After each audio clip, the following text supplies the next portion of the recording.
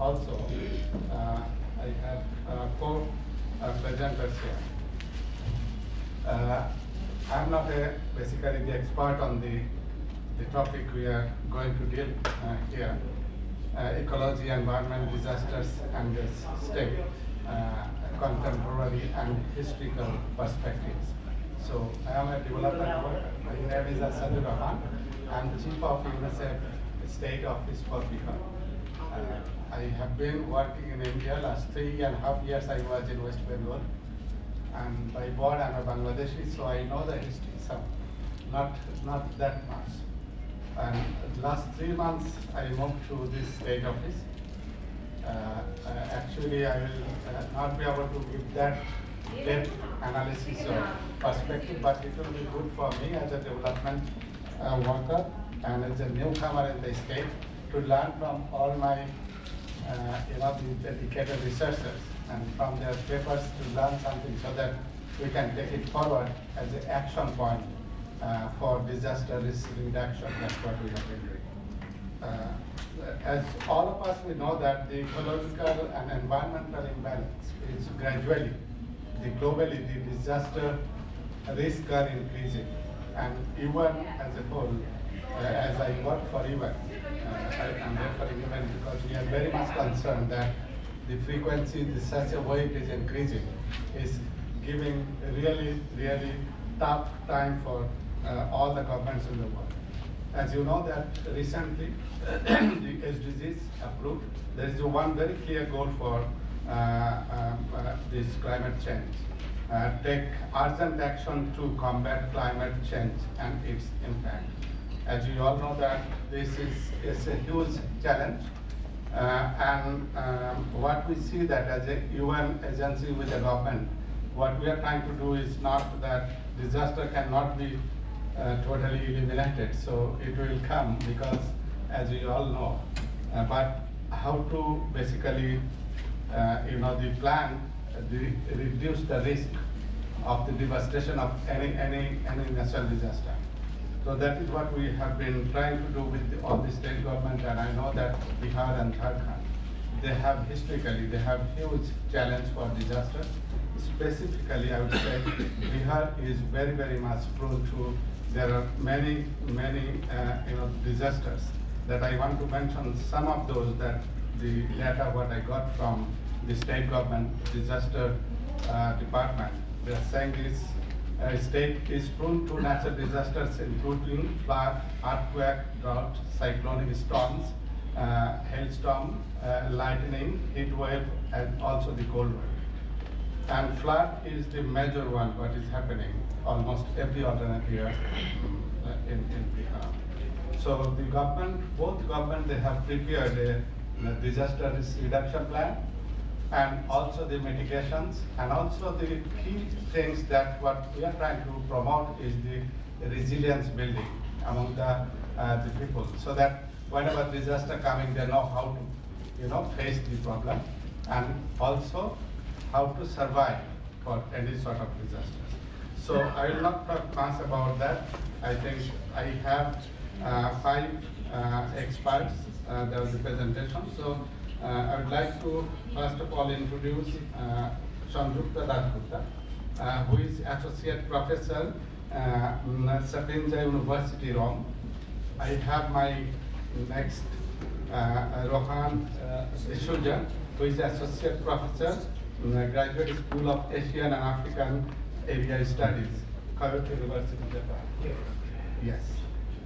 The fourth one I have Luisa, Cortesi, so she is just behind, she will join me. Yeah, doctoral scholar in Yale University, New Haven. The fourth one, I have Murari Kumar, Assistant Professor, Nalanda University, Rajgir. So, and I would request first to make presentation from Sanjukta. Please go ahead. And I want to mention that because the organizers gave me the time slot. 15 minutes every presenter. Please use 15 minutes for your presentations. And we'll go, after all the 5 presentations, we'll allow you, I think, 20 minutes to half an hour maybe. for asking questions to the panelists so that to respond. So, please. Thank you very much, and good afternoon, everyone. My paper is on the famine of 1915 to 70 in a small area in what was then Bihar and now, of course, Kolhan government estate. And this is a famine affecting really a very small area, but there are certain implications which I would like to draw out in this presentation. And I basically revisit the debate on whether Indian famines were natural or geographical or man-made or political in origin. And these are the terms, as we know, that while they're not really rigorously defined anywhere as to what was natural or man-made, they are widely used to analyze the causes of famine and famine intensity. And while the Fordborough account diminishes the role of the state somewhat, the latter tends to overemphasize it. And recently we have another interpretation which and it is with this I really engage, and this is of Tirthankar Roy, who highlighting the falling incidence of famines in the 20th century, he proposed a third factor, and that is, he suggests that limited nature of knowledge gathering effectively constrained the state's response during the famines in the 19th century, and he argues that with improvement in statistical information and scientific knowledge in the 20th century, the state's response to famines improved. Now, but here, what I have seen through the kind of evidence that I have seen, I would argue that the improved statistical information and scientific knowledge, in fact, did not really result in immediate state responsiveness to scarcity and famine, and especially when it is related to a marginal, quote-unquote, tribal zone of the empire, which is not really of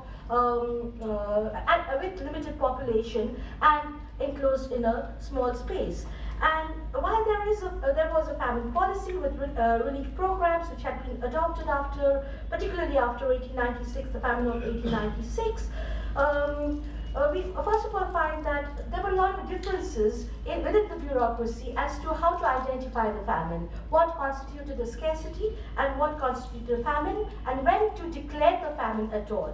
This was one of the first issues which I see, and in fact, in course of very prolonged debates on the nature of shortage, the upper bureaucracy tended to discount very early signs of scarcity, often disregarding the recommendations of the local government, overturning them, and responding only when distress became very severe. And this would tend to exacerbate distress within the famine-affected area. And I also further argue that in the relief operations and in how to deal with famines, there are certain stereotypical notions regarding tribe influence the state's response to the famine. And here there is a kind of a contradiction. It is not that the state is not aware of the tribe, and in this case actually I talk about the Ho people, and so I will refer to them as just the Hos instead of using the problematic term tribe.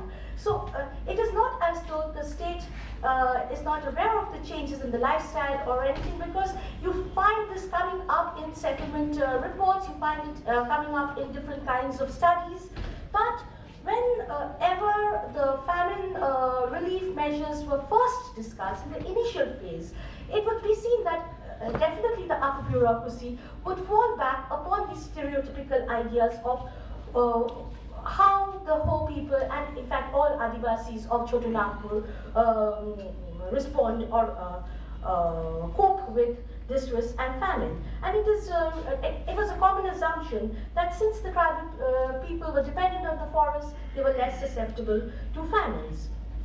But as I will go on to show that as the famine reports of this 1915-17 would reveal, the dependence on forest had not remained everywhere, and especially in northern part of Kolhan government estate. This was a place, an area of settled cultivation, and this of course involves differences in lifestyle, differences in commerce, in agricultural produce, and different culture in a way, cultural practices also which come up with a dependence on rice cultivation. But all too often it was assumed that Adivasis rarely suffered from famine-related hunger. And also another thing is that I want to, which I will just mention at the outset because I will not have so much time. So one thing to note is that even though this was such a small zone, Kolhan government estate, yet within this area also there are various kinds of religious specificities. And in fact, so much so that contiguous localities tended to fare differently. And generally speaking, scarcity was at its sharpest in the rice-growing districts of the north. It was less pronounced in the west, where there were heavy forests, and also in the south, where the soil was different. And between 1866 to 1917, there were at least 5 major occurrences of famine and distress. First in 1866, then it goes on to, I think, 1874, then 96, 97, 1901, then again 1908. But the most widespread and severe scarcity occurred between this period of 1915 to 17. And while the direct cause was, of course, the shortage of rainfall, we have to look through ecological changes to explain why the shortfall of rain should have this kind of a devastating impact, particularly in the second half of the 19th century. So first I take a look back at the kind of environmental changes and also the agrarian changes that had occurred in course of the 19th century. Now, at the time of the British invasion, at the time of creation of the Kolhan government estate, which was 1837, that was the time when the Hos, a large part of the Ho population, particularly in the northern region of Kolhan, had already taken to settled agriculture based on crop cultivation, together with the certain amount of shifting cultivation, especially in the forested areas. So, and also there were areas where the same villages, people practiced both shifting cultivation and settled cultivation. And there were, of course, a variety of agricultural techniques which had developed over the preceding centuries in an environment which consisted of hilly forested terrain with a hot, dry climate and low rainfall for most parts of the year. And land utilization, agricultural practices in Choto Nagpur in general, and definitely Kolhan government estate in western Singhbhum, had developed in consonance with the landform of the region, enabling, as Vinita Damodaran has written elsewhere, a symbiotic relationship between the people and the landscape. Now, settled agriculture involved the application of very different techniques on different qualities and classes of the arable land, and as in the rest of Choto Nagpur, in Kolhan also, there were basically 2 types of the arable, the rice lands and the uplands. And the rice lands were also further divided according to quality, and the local terms in Kolhan was Bera, that is the first quality rice land, which was located at the valley bottoms, and this used to be the most fertile of the land, because not only would it receive the monsoon rainfall, which created the runoffs, would then carry all the alluvial down to the valley bottom, and also the floodings would result in deposit of alluvial soil in the valley bottom. And so this was used for winter rice, then pulses, barley, etc. And because this was also irrigated by reservoirs, the Bera did not require heavy, well-distributed rainfall, and it was safe from drought. On the other hand, there was the second quality rice land, which was the embanked paddy lands in the slopes, and this was the barn. And it was here that one needed irrigation, and rice was sown broadcast, and one needed rainfall. This crop was entirely rain dependent. And there was the third form of cultivation, and that was this Gora cultivation, which was carried out on the steeper slopes and lighter soils of the upland areas, and particularly in the forested and hilly regions in the west, especially in Nalanda. And this was usually used for very coarse millets, oilseeds, and more hardy crops. though occasionally they were also used for rice cultivation. And while the best uplands yielded an annual crop, the inferior lands were fit for cultivation only once in 4 to 5 years.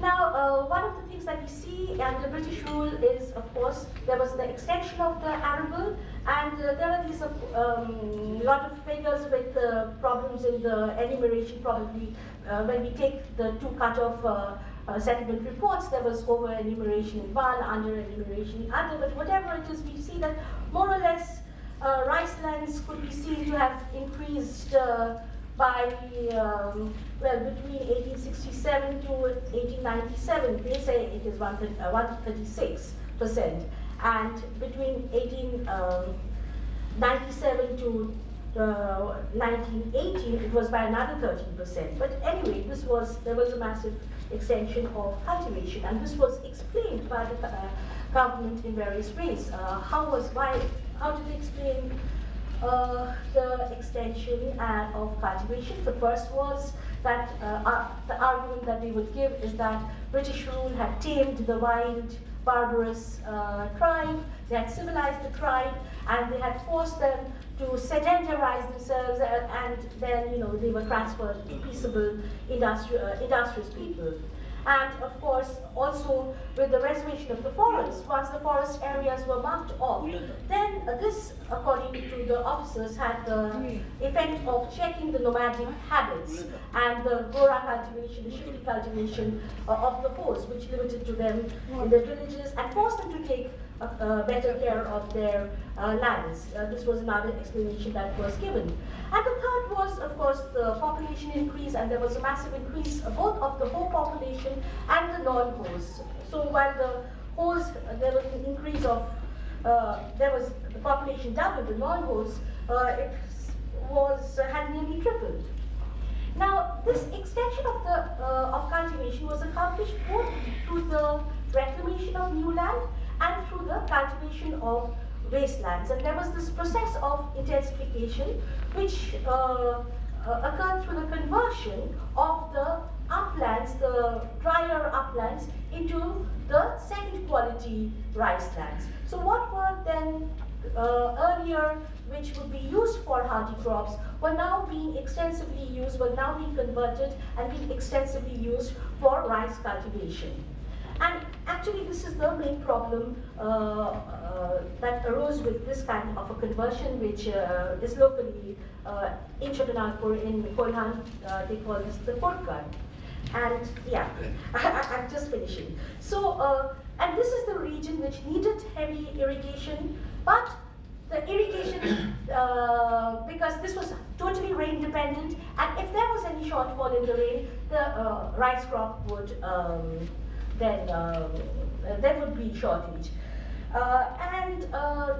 Together with this, we see the other change in the region is the grain trade. And the grain trade, because Kolhan became gradually, especially northern Kolhan, gradually became an important rice growing area, it became also an important center for grain trade after the Bengal-Nagpur railway. So people will, there would be grain merchants who would buy the grain at low prices, and this often even during times of scarcity, because the local knowledge was not that great, and even the low prices that the grain merchants were offering seemed to be a good deal. Many of the peasants the tribal peasants would be selling off their grain even in times of shortage.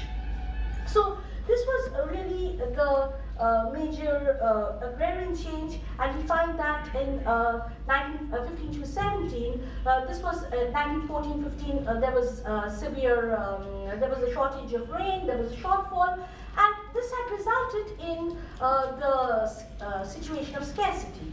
But the point that where I relate to Tirthankar Roy's argument is that the knowledge was there data was being collected in the 20th century, there were records of the expected outturn and also the expected rainfall and whether there will be distress. And we find that the local administration constantly sent from July onwards, July 1915 onwards, they were sending these proposals for relief measures. But in this case, not only these proposals were being overturned, not simply by other departments. This inter-rivalry between the departments was nothing very new. We see it, and this Peter Robb had talked about this yesterday, that there was this, the revenue versus the forest department, but here, and also the upper bureaucracy and the lower bureaucracy, but in this case, I find also a kind of a debate, constant debate within the department itself, within the revenue department itself, where the district commissioner constantly turned down the deputy commissioner's reports and saying that he's unduly pessimistic, etc., alarmist, and at one point even said he's off his head. So at the end of it, what happens is that ultimately in October, famine was declared, but there was a period of about 2 months that when this I would argue, would actually exacerbated the crisis. And as I stated earlier, even while the relief measures were being formulated, in the initial stage, we see that always the idea is that yes, the Hos are wild, they are uncivilized, and they don't really have the same kind of wants and needs as the people, as peasants are dependent on rice, and therefore they can fend for themselves. This happened in 1866 when this was, in fact, starvation figures were less in comparison to Eastern Singhbum. But here we find that the situation, especially in North Kolhan, there was very little forest left, and that forest was not really sufficient to cover the nutritional needs of the population over there. So, and we'll just end over here. And another point that I want to make is that, well, food shortages were not something that was new in British rule, and in fact, in pre-British days also, the nature, the agrarian base was actually very precarious. And there was always this agriculture of the Hos was always very rain dependent. Well, in that case, in the pre-British days, particularly in the days of political turmoil and instability, the Hos had one way of fending for themselves, and that was plundering raids in neighboring peasant tracts. But on the other hand, Pax Britannica brought them together and imposition of the law and order prevented effectively this measure of fending for themselves. And in this case, we find that together with the ecological changes, the changes in lifestyle, and also these administrative delays and certain stereotypes, this resulted in the worsening the famine situations in Kolhan. Thank you. Thank you very much, Professor Dasgupta. Now I would request Professor Rohan D'Souza, Associate Professor, Graduate School of Asia and African Area Studies from Kyoto University, Japan. I have a PowerPoint, so.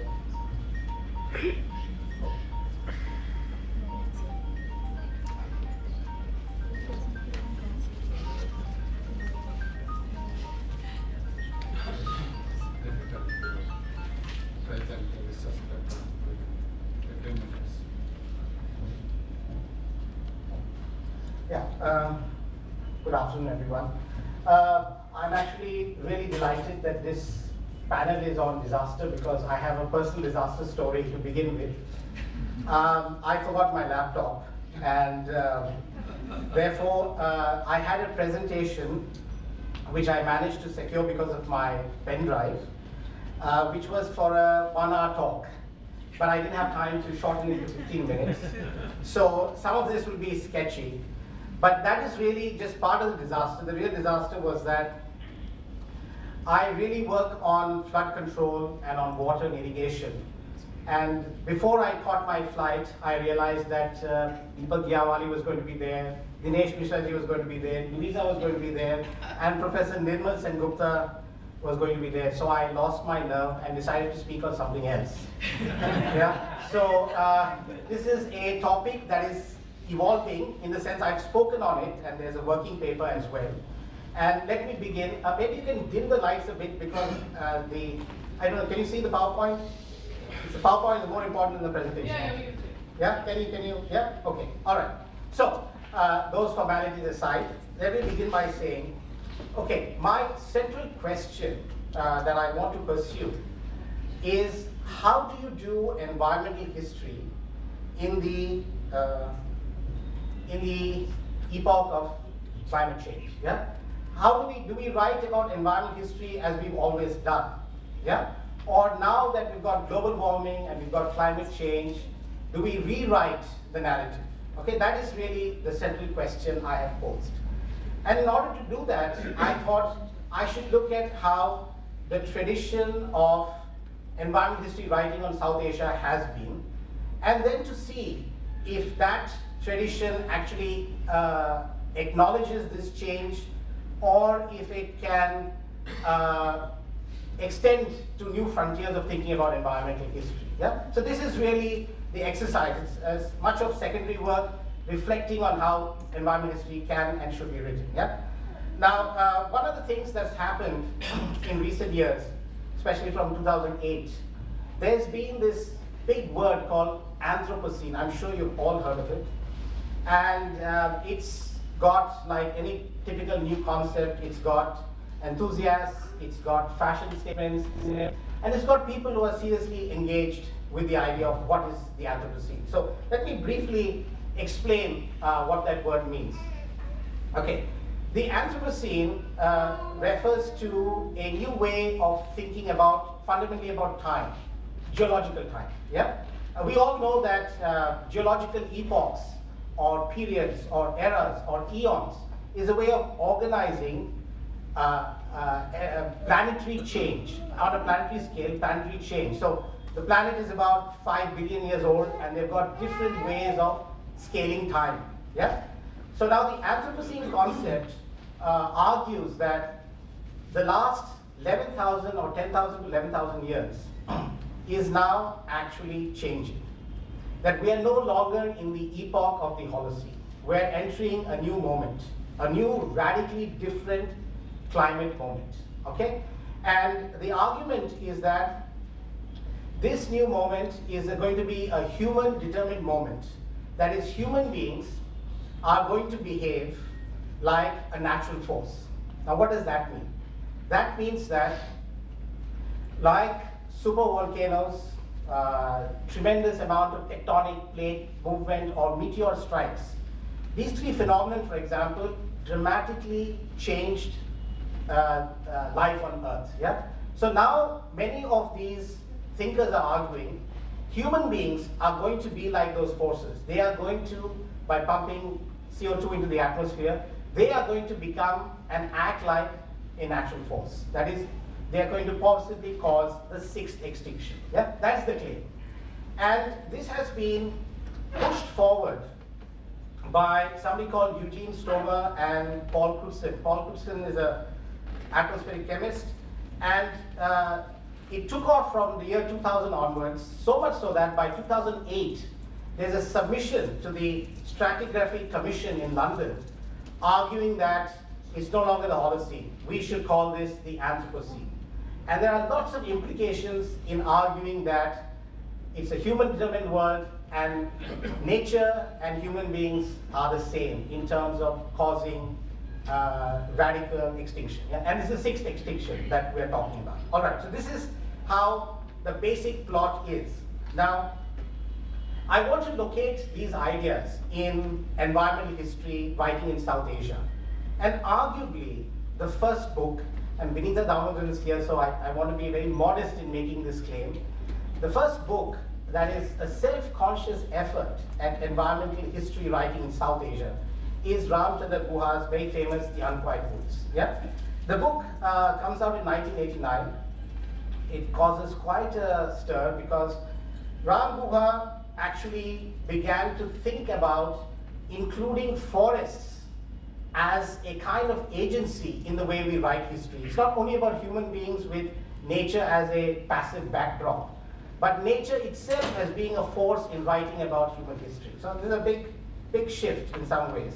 And he picked up the Uttarakhand or Garhwal Hills and essentially argued that the British introduced scientific forestry not because they wanted to conserve the forest, but because they wanted to extract timber and send it off for railway construction and port building. Yeah? So this was the argument.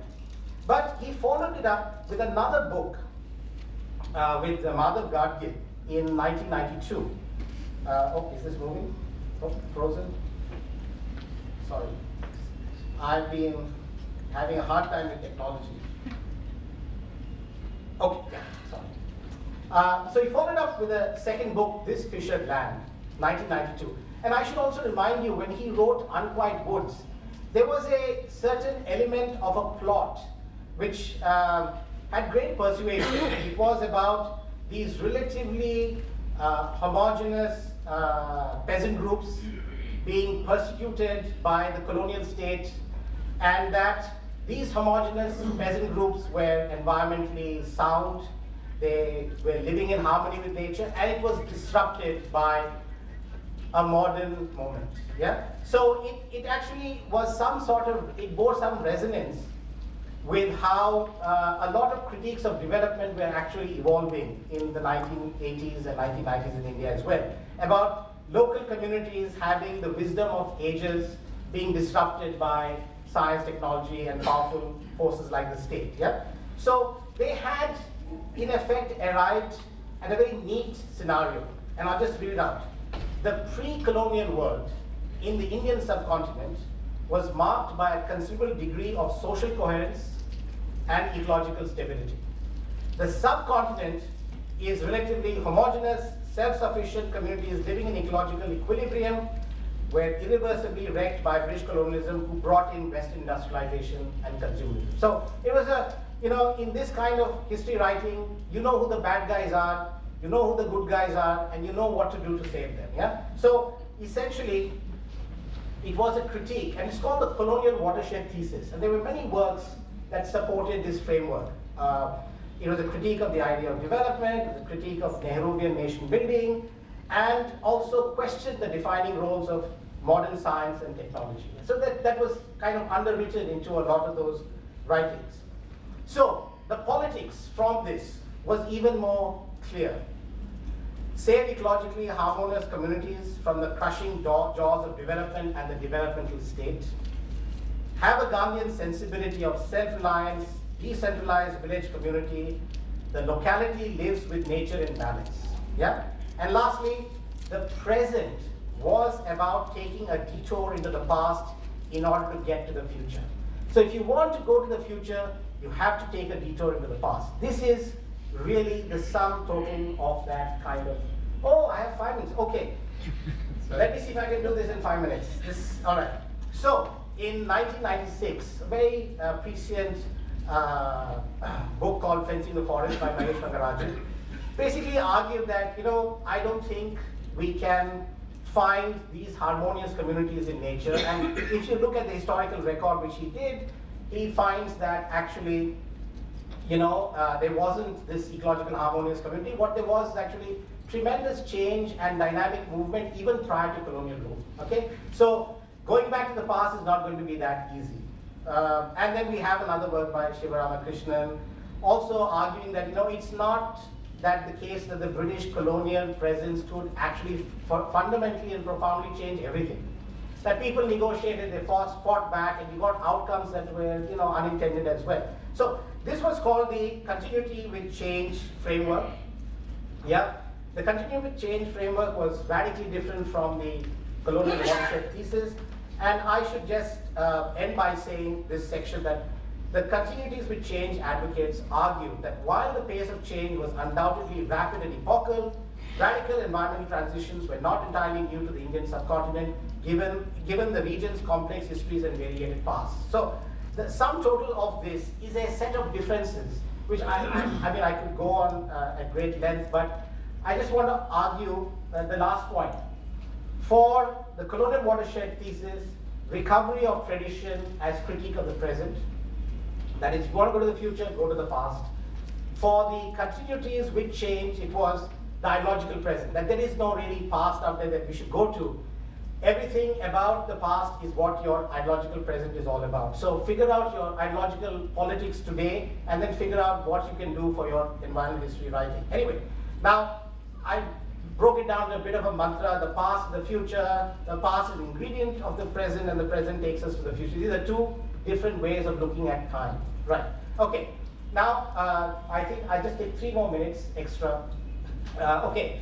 Now we come to the Anthropocene concept of environmental history writing. Unfortunately, there is a project out there that wants to rewrite environmental history for the Anthropocene. And one of the efforts is something called the IHOPE project, that is Integrated History and Future of People on Earth. It's mostly by physicists, scientists, chemists, biologists, and so on. So there was one historian who was invited for the first session in 2005 at Darwin. And what they've argued is that we need a history. And mind you, if there are social scientists here, let me get this across to you. This has got the originality, power, and simplicity, and perspective of science. So it says we have to basically have a humanities for prediction, calculation, and control of the future. You know, this is the way that they want to think about how to write history. History for prediction, calculation, control of the future. It's not just simply writing history. Yeah? And they've got many concepts which I don't have time to go into, but one of them is something called the Great Acceleration. That is, they want to understand at what point did carbon dioxide become a planetary threat. And then they do a sequencing of that time. Now, I've written elsewhere why that is not helpful for people of South Asia, because what they do is they end up saying that the most dangerous phase is 1945 to 2015, when mass consumption produces CO2. So colonialism disappears. We're all in this together. Yeah? So the colonized world, when it's decolonizing, is also now perpetrator as much as victim of carbon dioxide emission. So in some ways, IHOPE is not terribly hopeful for the South Asian ways of writing history. But I've argued elsewhere, I won't get into that, but let me just end very quickly. So these are the 3 ways of thinking. The colonial watershed is the past is the future. Continuity with change is saying they're the ideological present. And the Anthropocene politics, now this is very important, I want to underline this. The future decides the present. The present is now a hostage to the future. And what do I mean by that? The future is all about maintaining Holocene variability. That is, you should not pump carbon dioxide into the air, right? So they want to bring in a whole set of regulations about who is entitled to punch how much carbon dioxide in the air. So you have something called carbon forests. By the way, in India as well, they have carbon forests. You know, there will be now forests that are preserved precisely to soak up carbon, right? Now, that's a very nice idea, except it raises the same problem that Ramchandra Guha raised in Unquiet Woods. That is, local access is denied. A scientific elite decides what a forest is. Yeah? And thirdly, that sequestration is usually about generating what is called carbon credits, which then plays out in global markets. So again, you have resource capture under the name of science, yeah, and a new vision about history. Do I have any time? No, I don't. Okay, a new vision of history. Interesting. I don't have time, but yeah, okay. History. Yeah, okay. Sorry. And the whole thing was about time. Humanity, you don't have time. Yeah, exactly. In many ways now, judging by what this government is doing. Yeah, the future decides the present.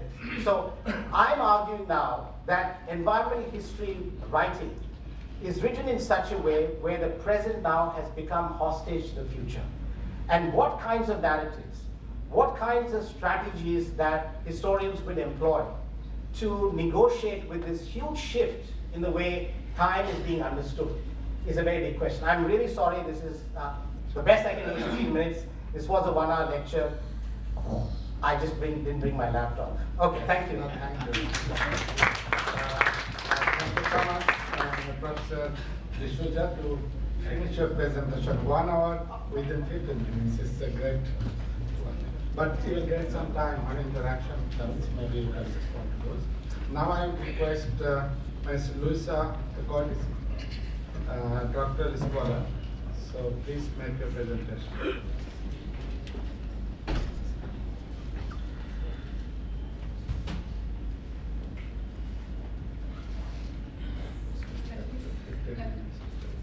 Let me start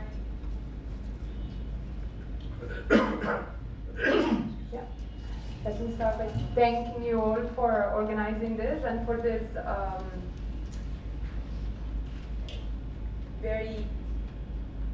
excellent organization, apart from my presentation, and these humbling circumstances in which I'm presenting in front of my gurus and the gurus of my gurus and so on. If I get to this.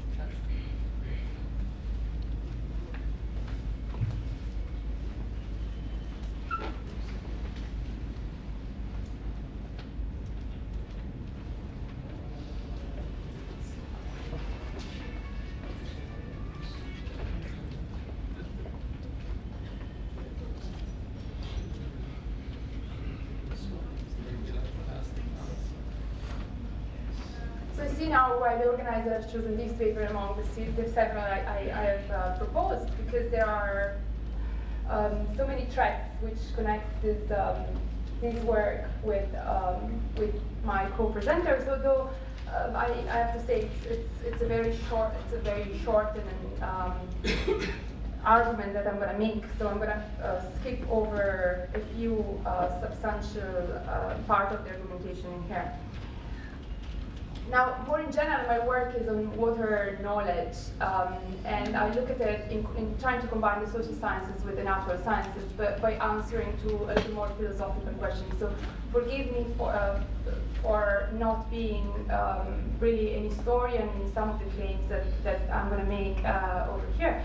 Now, this particular paper, it's trying to relook at the idea of disaster in light of the floods in North Bihar. In 2007, floods swept across North Bihar.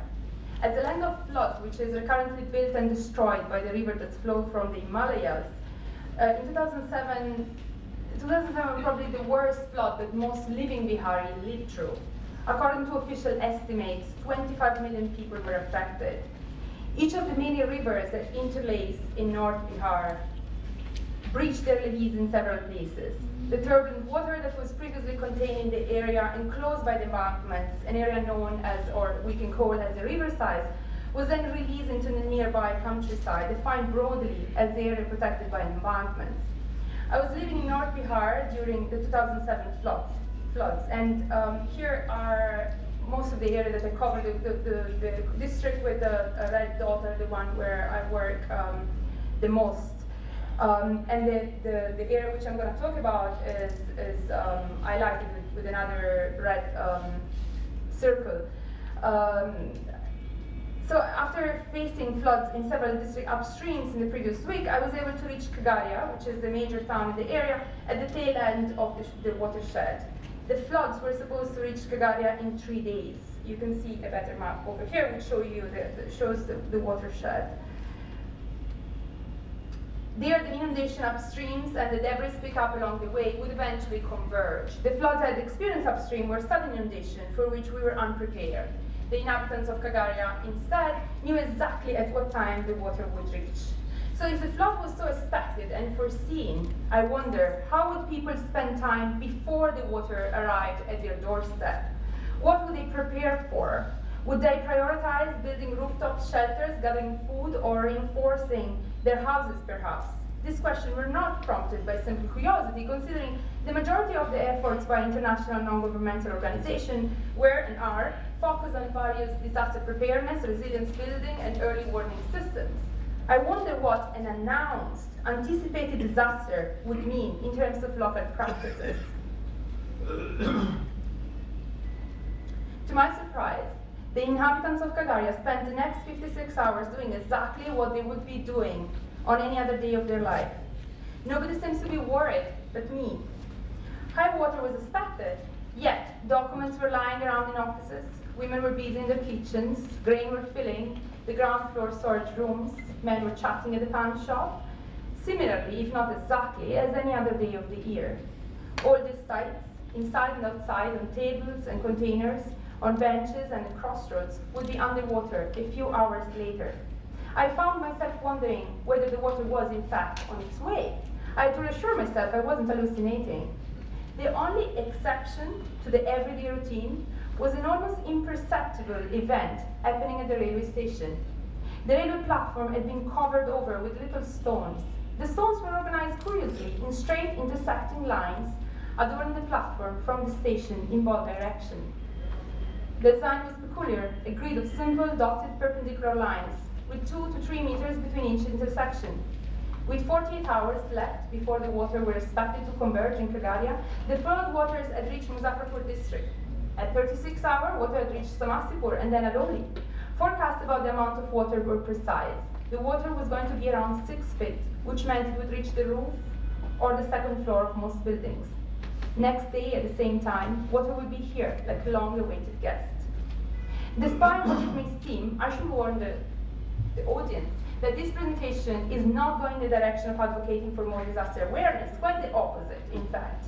This presentation discusses frequent exposure to disasters in North Bihar, a recurrently flooded area.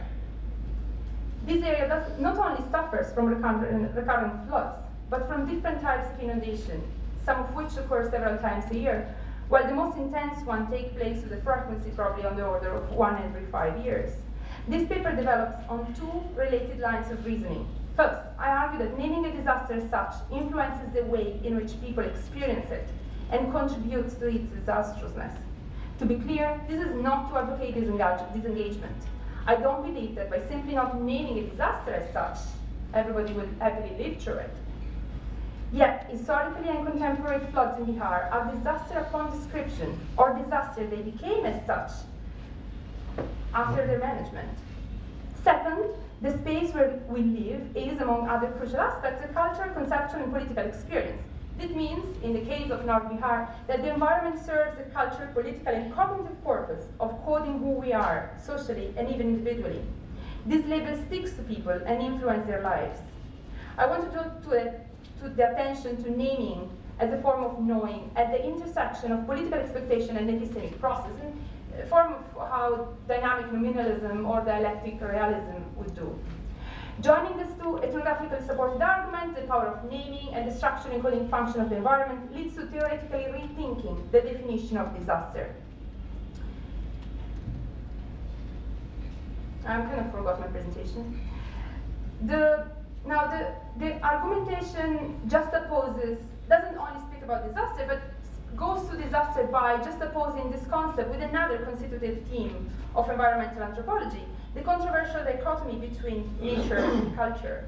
So this paper argues that nature and culture are not only abstraction of a Western ontology, which is often considered as an atic or an outsider outlook superimposed on local ontologies.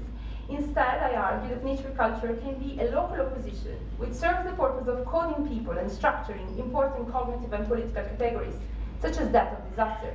The concept of disaster can therefore be explained in terms of nature-culture, or can be constructed in terms of a nature-culture divide.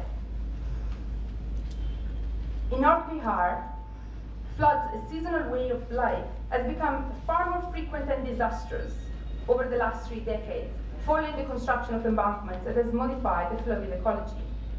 These rivers have been materially disrupted by the discourse of floods as a disaster. I argue that flood is a disaster that became one once it was thought of as one.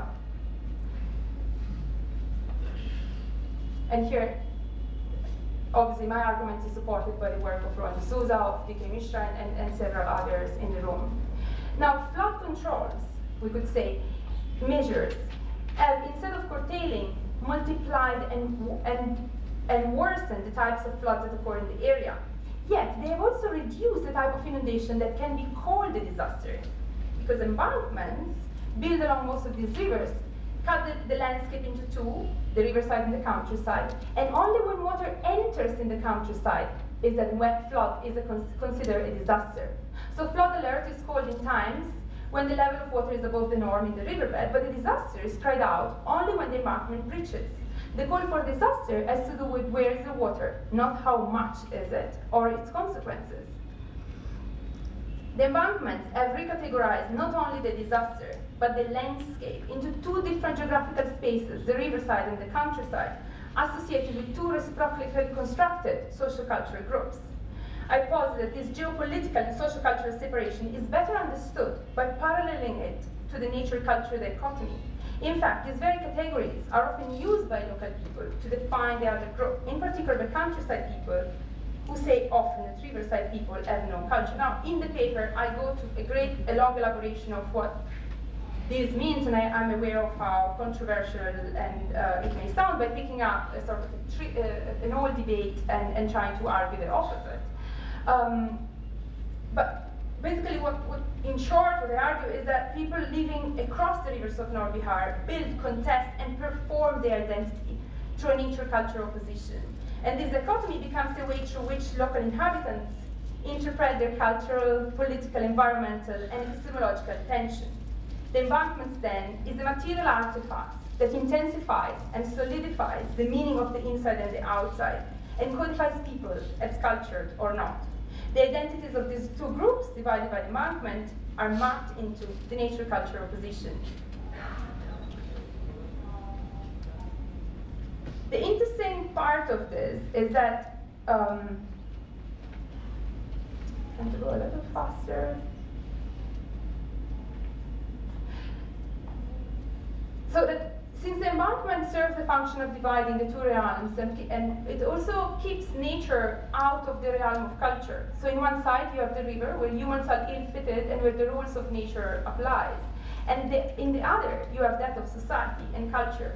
And this recalls the master trope of the walled city, which I hope there is a photo later that explains this, where the wall keeps the enemy, the unruly nature in this case, out of the city. Now this is where the disaster comes back into the picture, in the sense that the same forceful water and the consequences that it engenders are not considered a disaster in the riverside, but only in the countryside. That is, in itself, is a definition of disaster. Disaster is then nature that erupts from its containment into the realm of culture. Embankments have limited the type of floods that can be called a disaster, reducing then what the state has to act upon. And here, the historians that has worked on what an embankment is can see the relation to their colonial argument. Now, this has consequences, though, on how people perceived and called their embankment, their environment, and their disaster. By not calling it a disaster, in fact, riverside people deal with floods, cope with them, prepare for them better. They even have an issue in calling it a flood at times. It's a flood, they say, only when it enters in my house. By calling it a disaster instead, countryside people wait for the state to come to rescue. They don't prepare for it because they expect the state to intervene. They refuse to expect a disaster because somehow they expect the state. Now, their expectation of assistance does not equal in trust, but in less interest in learning about coping and learning about and coping with nature. Literally, they just look less at the river. They don't try to record their environment for signals. Now, the label disaster acts here as a conceptual category, which commits the state to acting. Not only the embankment per se, with a false sense of security it engenders, but also the definition of disaster, floods. The definition of disaster influence the way in which flood-affected people undertake or do not undertake certain action, which ultimately have as a negative feedback loop with the environment, leading to a worse-off scenario. More specifically, I would argue that a substantial group of people who live outside but close to the river are less likely to anticipate a certain type of flood. This can be said to increase their vulnerability, defined as a way, the capacity to anticipate, cope with, resist, and recover from the impact of a natural hazard. Now let's go back to the stones, just as we finished, to the stones on, sorry for giving you some sick motion, but to go back to the stones of the Kagaria railway platform, some of you may wonder what was that all about. These are riverside people that prepare for the disaster. The stones were placekeepers, reservation, bookings of the space of a hut,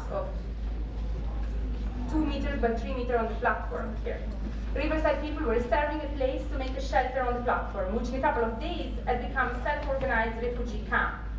So what's noticeable here is that Riverside people are not preparing for the disaster in the riverside, but for the disaster in the countryside. So they're preparing for the other's disaster, which is also theirs. When water flows in the countryside from a breach in the embankment, the situation improves in the riverside because the water level lowers.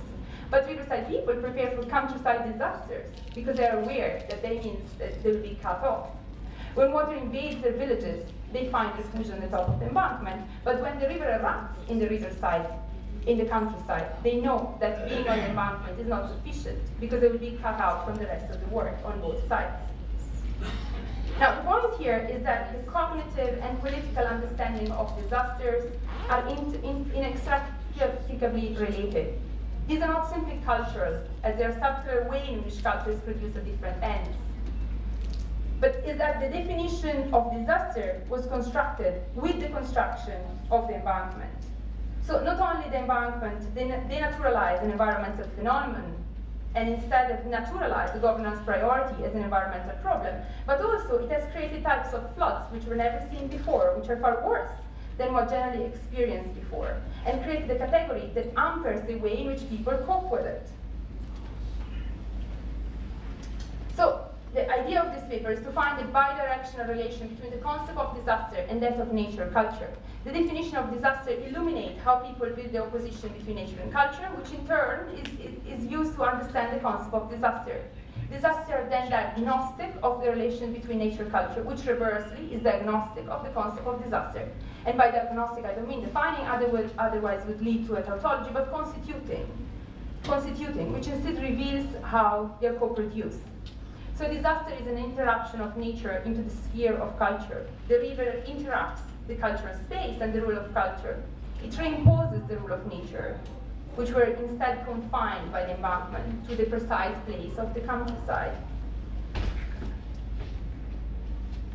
So the notion of disaster still somehow assumes an equilibrium, if not of nature, then of culture. Culture is a steady state, excluded from unruly and unpredictable nature. The opposition of nature and culture serves to separate spaces and justify the severance, to produce a set of principles for coding groups of people to whom associate diverse patterns of governance and governmentality, and specific experiences of citizenship.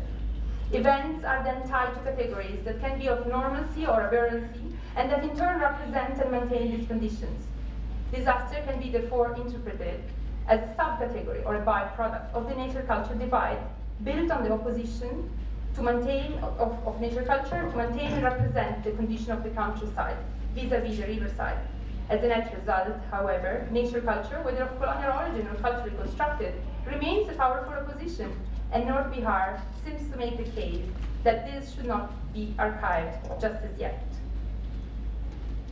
Thank you. Thank you so much, Luisa. Now we have the last presentation, Murari Kumar.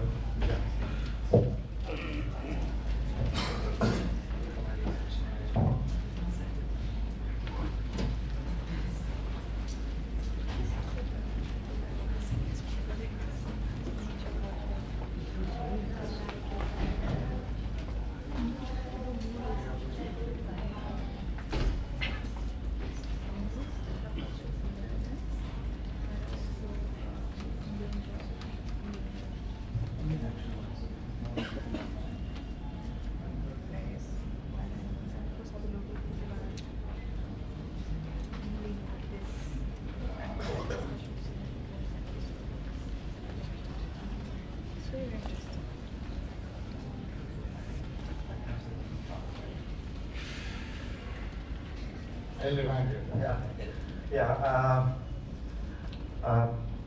Good afternoon, everyone. And first of all, thanks to ADRI for organizing such a large conference on Bihar and Jharkhand, and giving opportunity to share my research with you all, and also managing to actually bring together such distinguished scholars and other persons working in the field. Well, I mean, my presentation is not that much about disaster. It's more about dynamism that underlined or characterized 18th century India, until unless, of course, if somebody is willing to consider Mughal decline as a disaster.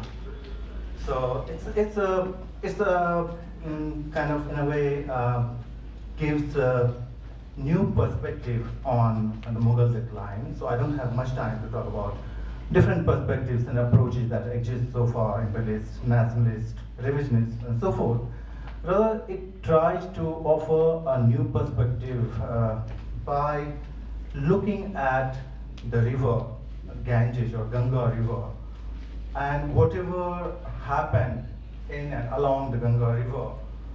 And I just try to see how actually that kind of explains or give us some understanding of decline of the Mughal Empire, and actually the ways in which states were formed during the 18th century.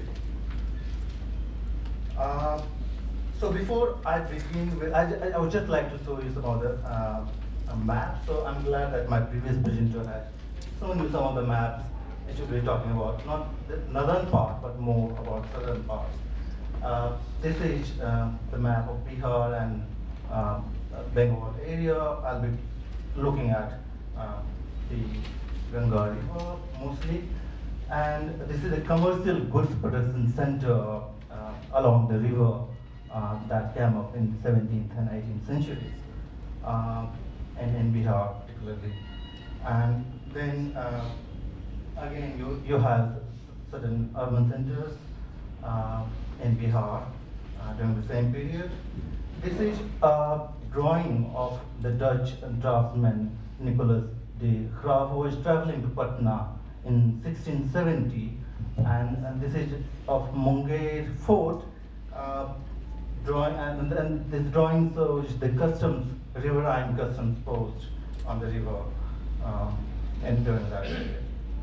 And this is, I'll be talking about later on, kind of translated Dutch translation of a Persian contract signed between Hira Shah Chakwar, who was the chieftain of Milki Pargana near Hajipur, and the contract signed between the VOC or the Verenigd was in this company, or VOC or Dutch East India Company, and this particular Jamindar, without any knowledge or mention of the Mughals, either in Patna or in Delhi.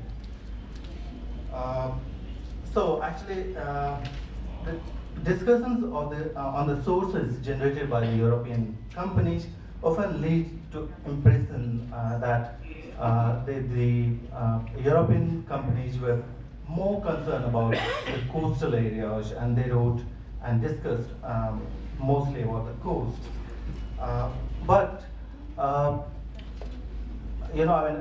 Dutch had established their factory or warehouses in Patna in 1640. 39 comes actually 3940 they begin to talk about Patna, and since then they continued to trade with this region till the later half of the 18th century, and they produced reams of papers that talks about obviously trade, that was their main concern, but also about the political situation, other merchant groups, and so many other aspects of the contemporary times. Their main interest was at that time to trade in certain commodities, for example, most notably saltpeter, textile, and opium, along with other commodities. And so I'll be coming back to these, some of the aspects. But in this paper, the paper begins the discussion by talking about a particular genre of source from the VOC archives called Patna's Talk. This patronage talk actually describes the river navigation as conducted by the Dutch merchants between Hooghly and Patna. Subsequently, the paper discusses the state formation processes along the Ganga River as explained through VOC documents. And finally, it touches upon, or actually it concludes by highlighting the importance of certain strategic areas along the river where we can see the state formation process unfolding. And these areas where, you can see the river, jungle and hills coming closer, and that becomes really the nerve center where Mughal authority actually kind of didn't so effective and got challenged by the chieftains and others, Jemindars.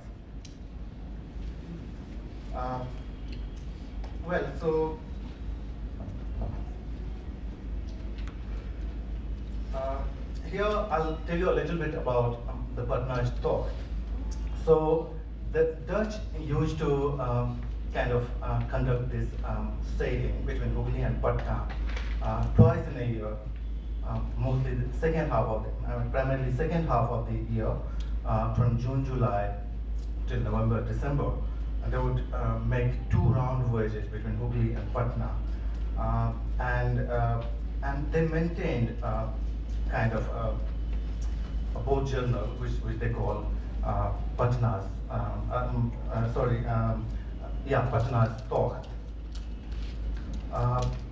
In this, they talked about whatever they witnessed along the river, like different jamindars, jagirdars, the relationship prevailing between existing between jamindars and jagirdars. They exchanged gifts and other things with the jamindars in different places along the river. What we see in these sources and other VOC sources is that the number in such fleets grew constantly over the course of late 17th and 18th century. So during the time of Nicolas de Graaf's travel, the number in this fleet used to be around 20, but since early 18th century, we see the number of boats in the fleet going upwards to 150. So that clearly indicates the growing trade with the region and the need of bringing more boats in order to carry more commodities back to Hooghly warehouse. There are separate documents in this source called instructions, so which are given to the captains, addressed to those captains, talking about where to halt, what precautions to take for security and other regions. This instruction also talks about certain halting places between Hooghly and Patna, and they included between Hooghly and Hooghly to Rajmahal, Azimganj, Morsia, Nirangabad, and Dogaira. Beyond Rajmahal to this side, the most important places were Sakri Gali, Gangapur Sahab, Sabad, Chanda, Chenpur or Chenpur, Jangira, Munger, Singhia, Lalpur, Surajgarha, Rohan, Daliapur. These are like Dutch kind of spelling, Nawada, Fatua, and Patna.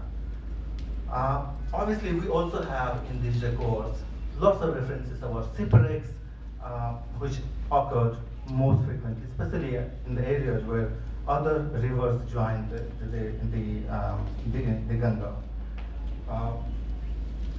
Now, state formation processes. In the course of the 16th and 17th century, as a result of Mughal political and economic expansion, the commercial activities of Indian and European merchants in Eastern India, there was a trade boom in the region. By the mid-17th century, the European companies established their regular factory along the Ganga and purchased such commodities as textiles, saltpeter, opium, etc.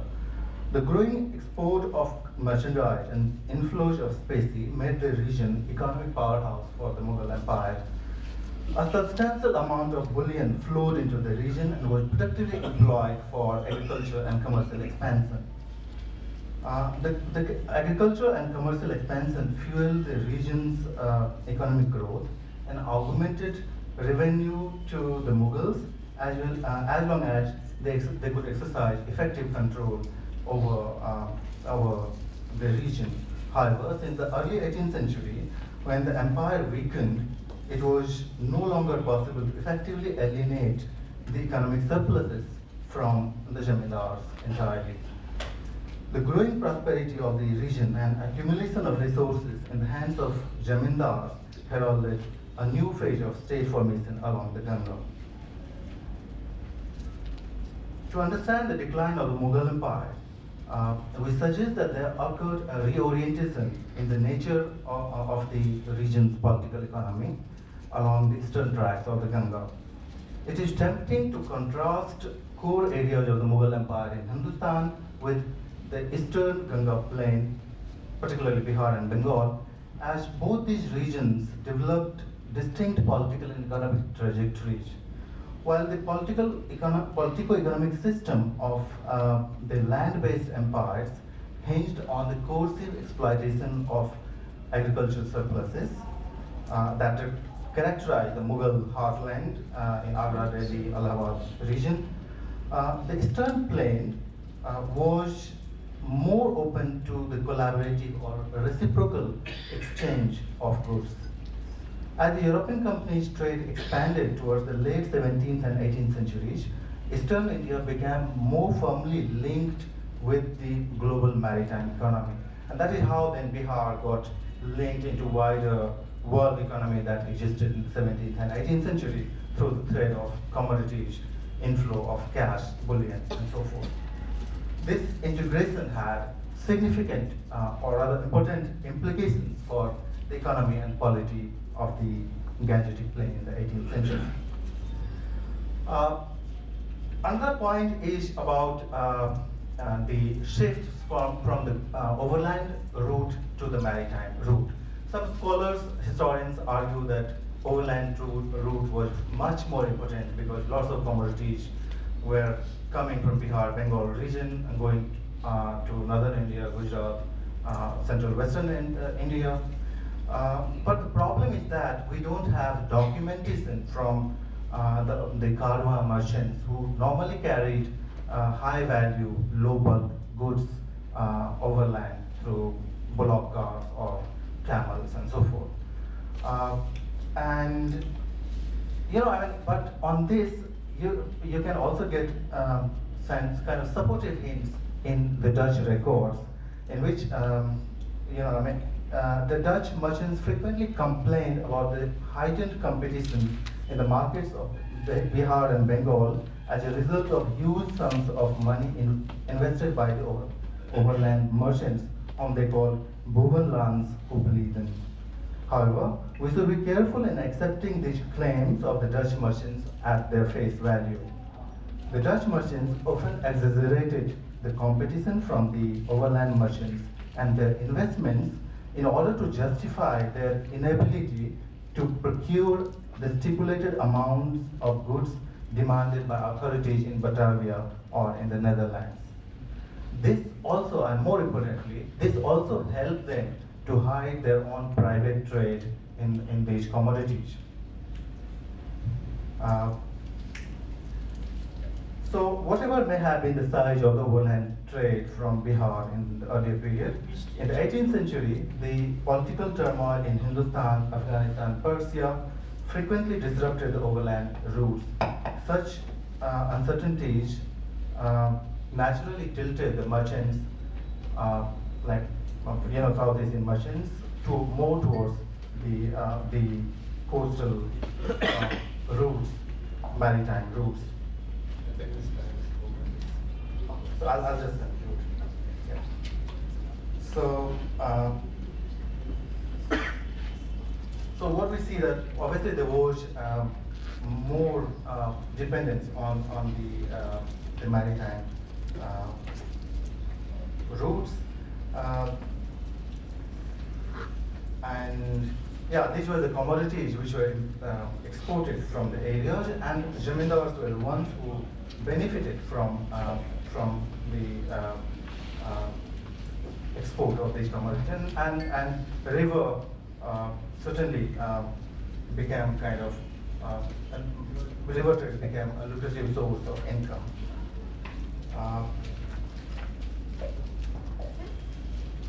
So what we see that in the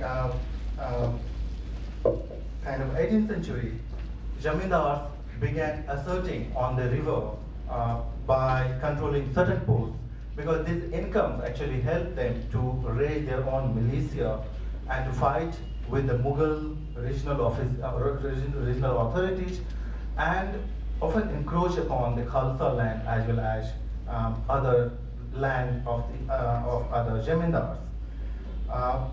And in this context, there was kind of a trade treaty, as I mentioned, between the VOC and the chieftains of Kharagpur as well, apart from Milki. And such friendships obviously facilitated trade and benefited both the companies and the zamindars.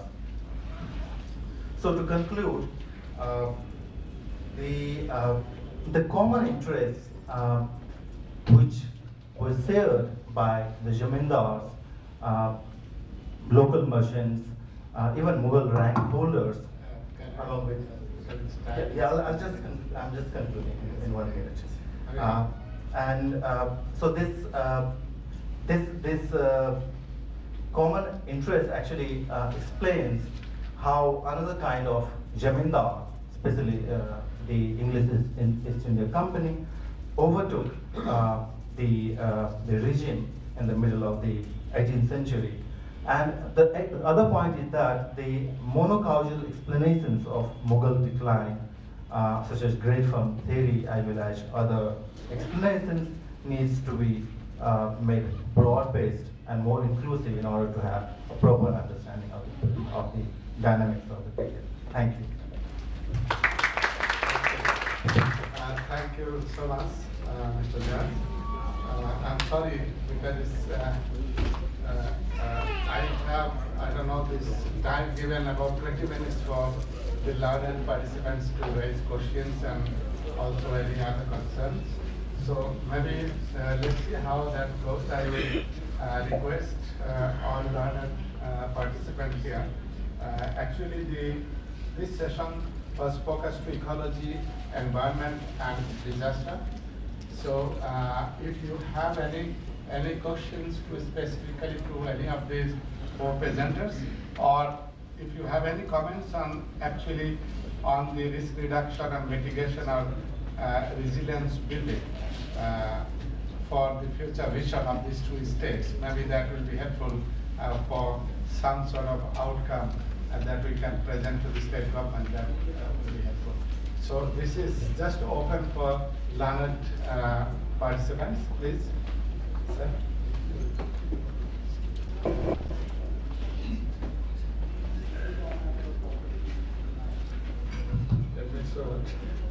My question is, actually, we have been, since last 2010, at Copenhagen Summit, we have been talking much about the climate change. Climate change, everything for climate change, everything climate change. Nowadays, even for the, the sewer problem in Kathmandu, we say it's a result of climate change. Don't you think it's overhyped? The climate change, before coming, we are overhyping. What's it? Can I quickly respond? Yeah, yes, I think that I can talk very loudly. Okay. Actually, sir, I just want to underline, I'm not a climate change scientist, so I can't really, explain scientifically whether those patterns are unusual or wrong or whatever. Yeah? I'm only interested in looking at how some of the rhetoric, the polemics, and the politics around climate change are being played out. Yeah? And one of those fields is the art of writing history.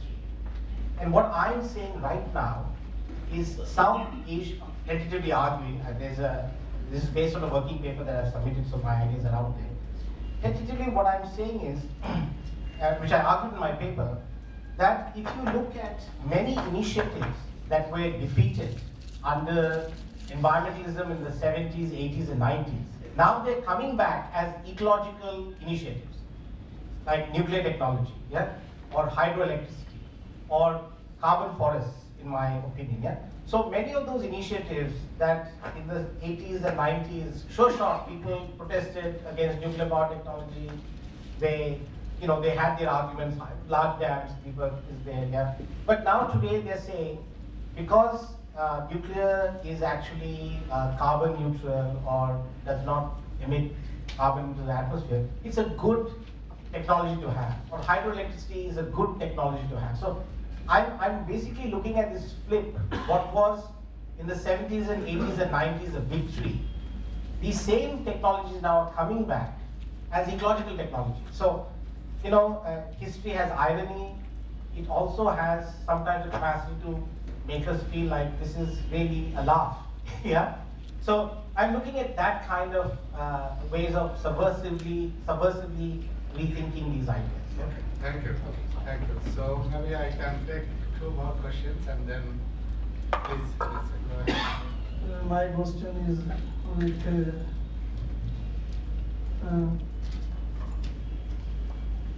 Sanjukta Dasgupta. She presented her views regarding the disaster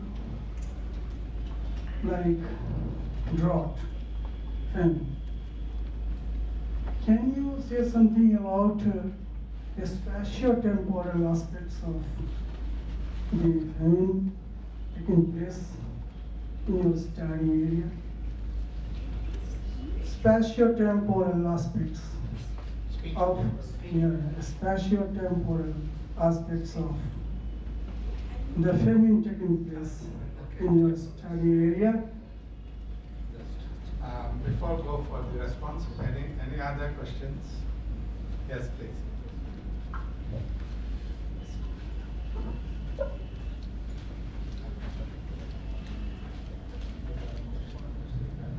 Thank you for the very interesting presentations. My question is also to Rohan D'Souza. So I found this interesting. At the end of your presentation, you talk about the Anthropocene political and how this is what I understood. It's ignoring colonialism. I think that was a little bit of your argument. It's not taking that into account. So I'm just wondering what you would think of movements by Adivasis to resist land acquisition, which are current today in India. How do you think this would fit in to an Anthropocene political vision that the Indian government may be participating in due to this being the current discourse? Would it result in greater sort of receptivity towards these movements? Thank you. Thank you. So this last question here, and then I'm coming back to the response. Please go ahead. Mr. Luisa, it maybe the time did not permit you, but I will be interested to know whether in folk culture they are also preparing something like their own preparation, not merely governmentally. The preparatory phase is quite important. So, since you are studying folk culture, are they doing from there? Okay, thank you. There's one more question here. Okay, please. I'm so sorry because maybe time. Yeah. It is just a small question to Sanjukta.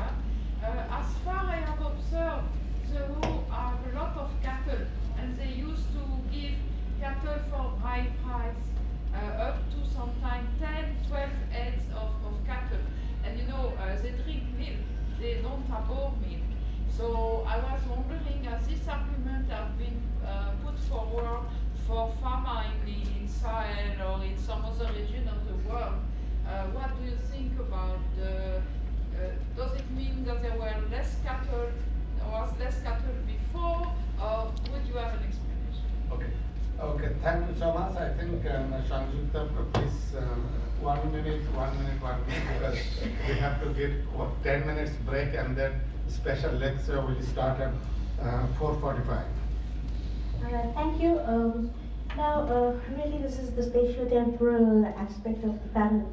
When we talk about the region, there has been, I'm talking about a famine in a very small region, but of course, when we take the larger, when we place that small region within the larger zone, then this is again prone to famine again and again and again. But there is this difference as we see in this whole, when we map it in Choto Nagpur, whether we compare it, say, with Manbhum, with Dholbhum, with Singhbhum, with Choto Nagpur, certain patterns really emerge. And that pattern is really, I don't know whether this is answering your question or not, is that this transformation of the rice lands was one of the major reasons of the... Do you understand my question?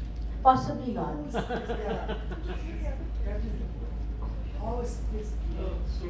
How is done? Speak to the mic. That is concerned with that. Mic. Can you speak to the mic? Everybody is listening. Okay, maybe because of time also. So maybe. Okay, we can continue. I will have to continue with this again and later. During the debate. Has got some different from the lower areas of the Kolhan, you know. Yeah, but I think I already mentioned the area differs. Yes, but I think I had. Behaves in temporal context. So Yes, maybe I thank you. request you to bilaterally, maybe we can have chat during break time. As for Marine's question, that again is a very interesting thing which had puzzled me a lot. In fact, especially when you take the cattle deaths, it's very interesting. Somehow they don't mention, while they are mentioning it always in other sources, in the other families, I don't get any records, anything about the cattle here, even though in the early 19th century, everything was on cattle. 50 herds of cattle taken away, so many cattle taken, with exact number, 200 heads, etc., etc. But in the famine, we don't really get any figures anymore. So this is, again, what happened. But the koalas are there, and the koalas are coming in large numbers. Okay. Okay, thank you. So, Luisa, can you respond and then... Thank you, Professor Gupta, for this excellent question. Probably the shortening of some of my argument could make it sound a little more provocative than a longer argumentation would be. But I think my interest in here was not really to talk about the preparation of the countryside, if I get correctly of what you were saying, but on the fact that they are less inclined look at the river and therefore somehow less prepared for what's happening. And an example I can give about this is how they're less prepared in reading the signs of nature in terms of when is flood coming. So some of my work on folk culture was actually in trying to understand how were people approaching the river and trying to understand it, and therefore somehow being better prepared for the calamity. So it's not just in terms of the factual preparation of collecting grains and so on, but a more general idea of how do you understand the environment in which you live in the moment in which you know that a disaster is going to happen. Okay, thank you. Okay, the last one is Professor D'Souza. Oh, okay. Yeah, very quickly. If I understood your question correctly, how does one frame Adivasi dispossession? What narrative would one use for Anthropocene politics? Is that, yeah? Well, okay. One way I could argue is that Adivasi, grabbing of Adivasi lands can perfectly be written about as issues of human rights, dispossession, or even questions of social justice. Yeah? I mean, you can in those frameworks, so there's no necessity to link it to Anthropocene politics. But if I was to, in some extraordinary, for some reason, to do that, let's say there's a carbon forest project coming up, and people are going to be evicted and moved. Yeah? I would argue that a lot of climate change and environmentalism today is happening under conditions of emergency. Often governments argue there is no choice and there is no debate. And this is a security issue, so we are going to do what we have to do. So we're going to build nuclear power stations, hydroelectric plants. There is not going to be part of democratic negotiations. You know, so this is one of the things that's extremely worrying, that today environmentalism is increasingly becoming the narrative of securitization. And climate change, actually, in some very strange, twisted way, is sort of endorsing those kinds of narratives. And we should worry about it. We should demand that climate change and environmentalism should remain democratic and normal politics, dialogues about normal politics, not security issues in which there is politics of emergency. This is my contention. Yeah? But that's a larger, which I will tell elsewhere. But not part of this today. Thank you. Please permit me just a query from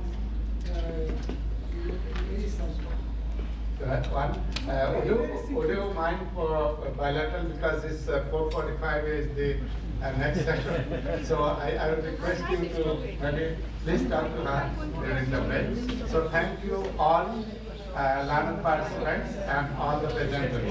I would like to invite you to join the Ashoka Hall for the special lecture. Yes, Professor Nitara.